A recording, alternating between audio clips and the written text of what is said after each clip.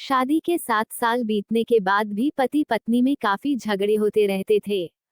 झगड़ों की वजह तो अलग अलग होती थी, लेकिन उनमें सबसे मुख्य वजह यह थी कि पति और पत्नी के विचार कभी आपस में नहीं मिलते थे।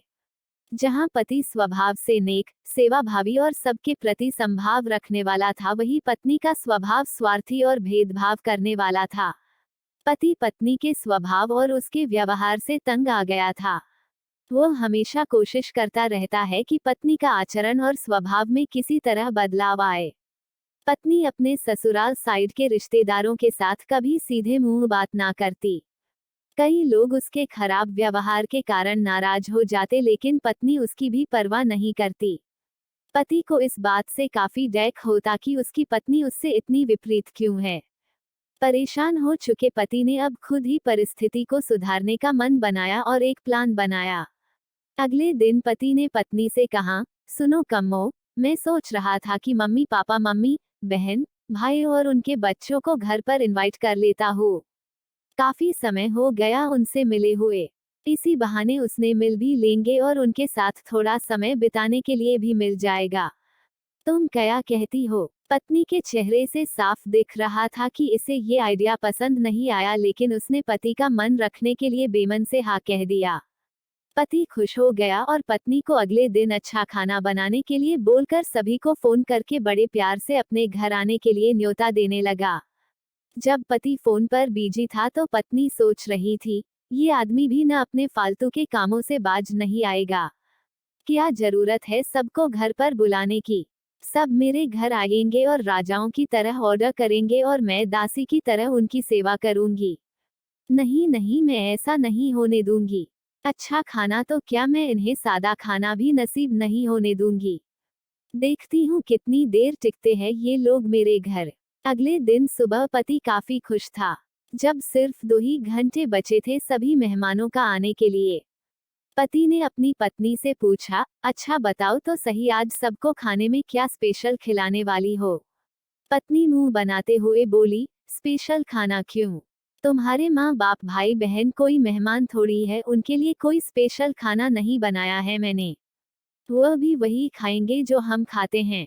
आज घर में सिर्फ दाल चावल बना है, क्योंकि और कुछ बनाने के लिए सामान नहीं था।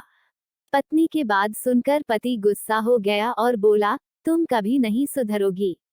अगर घर में सामान नहीं था तो मुझे एक बार बता दिया होता। मैं बाजार से जाकर ले आता, लेकिन कुछ ढंग का तो खाना बना लेती। अब सिर्फ 1 घंटा बचा है और सभी आने वाले हैं। मैं क्या मुंह दिखाऊंगा उनको? तुम ही रहो यहाँ, मैं तो जा रहा हूँ। उनके जाने के बाद ही वापस आऊंगा, कहकर पति घर के बाहर चला गया।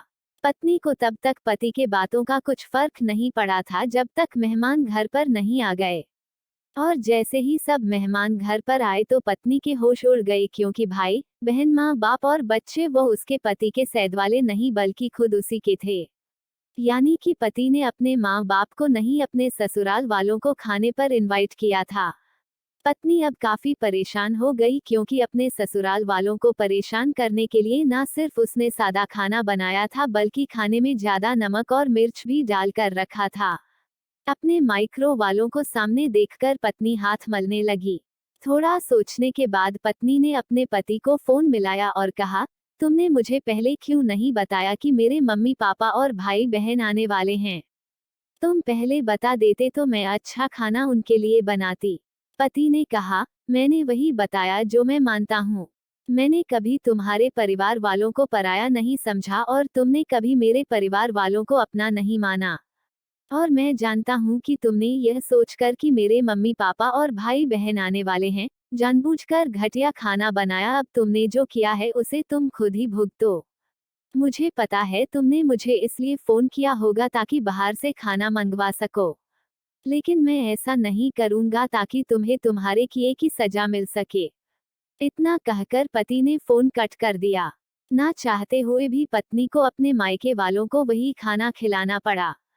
उसके रिश्तेदार ज्यादा मिर्च और नमक वाला खाना भी ऐसा सोचकर खा गए कि बेटी से गलती हो गई होगी, लेकिन बाद में जब दामाद ने सारी बात उन्हें बताई तब उन्हें बहुत शर्मिंदगी हुई और अभी उसके बुरा बर्ताव के लिए उसे डांटकर उससे नाराज होकर चले गए। दोस्तों, अच्छे रिश्ते बनाए जाते हैं, प्यार और अच्छे व्यवहार से, सिर्फ खून के रिश्ते अच्छे नहीं होते।